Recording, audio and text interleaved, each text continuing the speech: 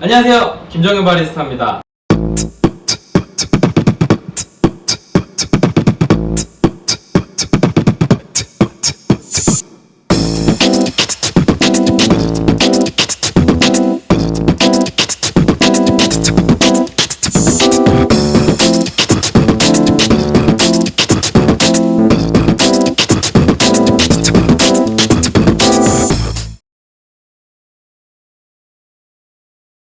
계속 새로운 시도라고 하는 이 부분들이 좀 사실 되게 어려울 수 있는데, 저희 같은 경우에는 저희 매장에 오시면 모든 분들한테 웰컴 드링크를 드리는 부분이 있어요. 사이폰 커피를 오늘의 커피 내려서 이렇게 커피를 제공을 하고 있습니다. 날마다 다른 커피들을 손님분들한테 좀 제공을 하고 있고, 이렇게 하는 이유는 많은 분들이 여태까지 접해보지 못했던 생소한 커피들을 사실상 이제 아메리카노 고소한 맛이 거의 다 대부분의 모든 주문의 80% 이상이 그렇게 되어 있는데, 이런 경험들을 좀 시켜주는 게 시도지 않나 라는 생각들이 있어요. 새롭게 이런 시도들을 했을 때 이게 진짜 맛있으면 손님분들이 또 시키게 되고 계속 선순환이 된다고 생각을 해서, 그래서 밀크티나 뭐 저희가 하고 있는 뭐 콜드브루 뭐 이런 메뉴들이 나왔을 때 다 직접 만들어서 손님분들한테 그런 부분들을 제공하고, 손님분들은 이걸 또 드시고 또 그 부분에 대한 감동을 느꼈을 때 또 주문을 하고. 그러니까 저희가 생각보다, 제가 사이폰에 대한 부분이 이렇게 많이 나갈지 몰랐는데 생각보다 오늘의 커피를 찾아주시는 손님분들이 굉장히 많고, 퀄리티 있는 커피들까지도 되게 감각적으로 느끼시고 표현을 하시는 분들이 되게 많아서 요즘 그런 부분이 필수적으로 좀 필요하지 않나, 그런 시도들이 계속적으로 좀 필요하지 않나 라고 생각을 합니다. 그러면은 뭐 나는 사이폰도 없고 나는 어떻게 그런 시도를 해? 라고 생각하실 수도 있는데, 그런 부분은 사실 뭐 라떼로 할 수도 있는 거고 아메리카노로도 할 수 있는 거고, 그리고 이제 맛적인 부분도 아메리카노만 고소한 맛만 이렇게 모든 사람들이 이제 하는 그런 것보다는 좀 새로운 맛 같은 경우에도 할 수 있게 이렇게 다양하게 다른 맛들도 그라인더를 추가해서 시도를 한다든지, 이런 부분들이 저는 좀 필요하지 않나 싶어요. 이게 이런 재료나 이런 기물에 사실 투자를 하지 않았는데, 재료나 이런 부분에 퀄리티를 신경 쓰지 않고 새로운 시도를 계속 하지 않는 부분에 대해서 이제 저는 카페가 성장하기는 조금의 어려움이 있지 않나, 이런 생각들이 사실 좀 있습니다.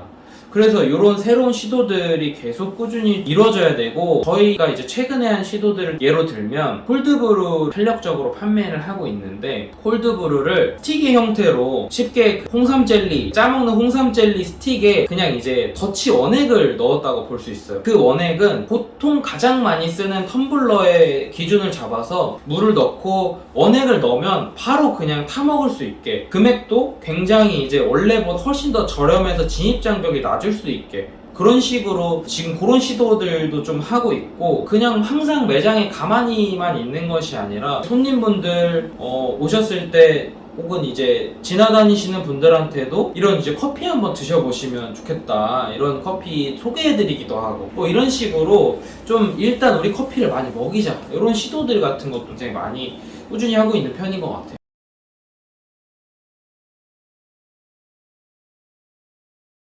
제가 생각하는 부분이 조금은 일반적인 그냥 이제 커피를 하시는 분들이랑은 조금 다를 수 있는 게 뭐냐면, 저는 스페셜티라고 하는 커피, 고품질의 재료를 가지고 로스팅을 직접 한 커피를 사용을 하는 게, 고품질의 커피를 스페셜티 커피라고 쉽게 이야기를 할 수 있는데, 그런 부분들을 하고 있다 보니까 재료에 대한 부분이 좋은데 단가를 너무 낮춰서 하는 것 자체가 사실 쉽지가 않을 뿐더러 이렇게 금액이 점차 낮아지게 되면은 결국 더 저렴한 재료를 쓸 수밖에 없고, 더 저렴한 재료는 더 좋은 퀄리티로 이어질 수 없고, 이런 부분들이 좋은 결과치로 될 수 있는가. 그래서 더 좋은 퀄리티로 상향평준화 되는 것이 사실 중요하다고 보이지,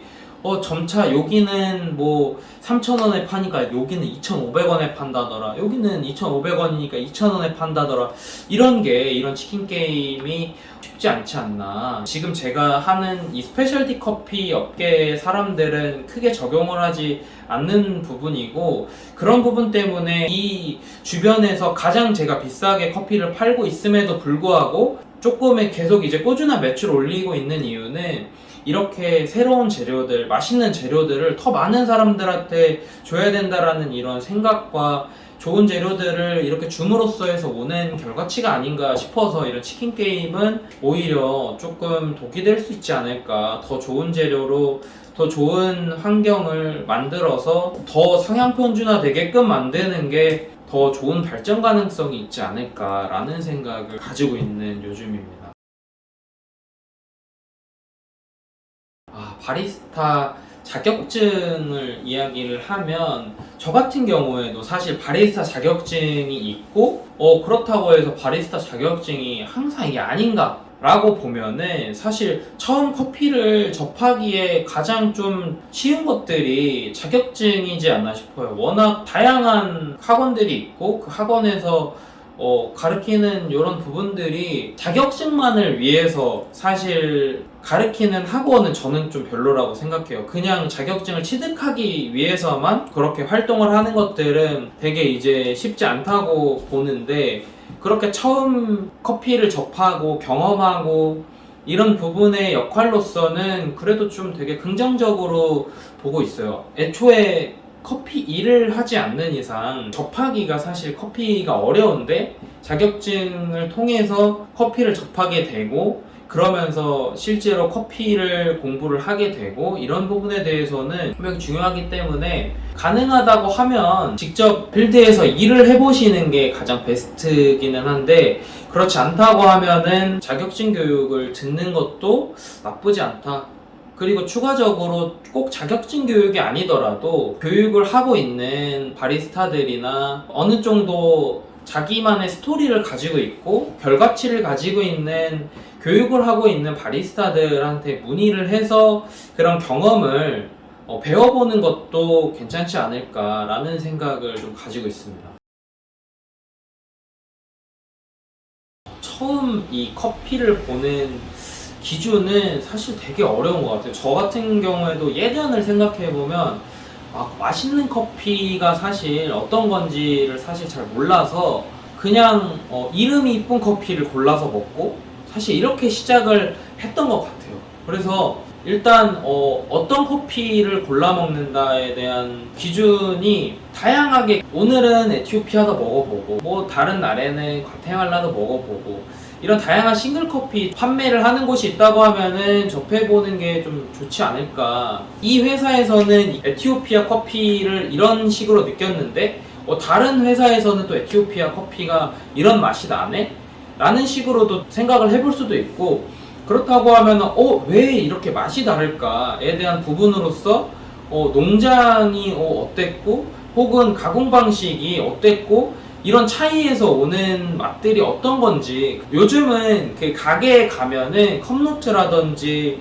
혹은 에티오피아 무슨 커피 내추럴, 뭐 에티오피아 무슨 커피 오른쪽에 가공 방식이 적혀져 있기도 하고, 바리스타 분들한테 물어봐도 이 커피가 어떠한 나라의 커피고 어떤 프로세싱을 가지고 있고를 알려주기 때문에 나라별로 다양하게 맛을 보는 게 좀 중요할 것 같아요. 그러면서 그 중에서 내가 제일 맛있게 먹었던 커피를 이제 체크를 할 수가 있지 않나 싶고, 좀 접하기는 어려울 수 있는데 스페셜티 커피 교육이나 이렇게 하는 매장들에 한해서 간혹 커핑이라고 하는 그런 스터디 모임을 하기도 하는데, 이 커핑은 커피의 직관적인 맛을 스푼으로 떠서 보는 행위인데,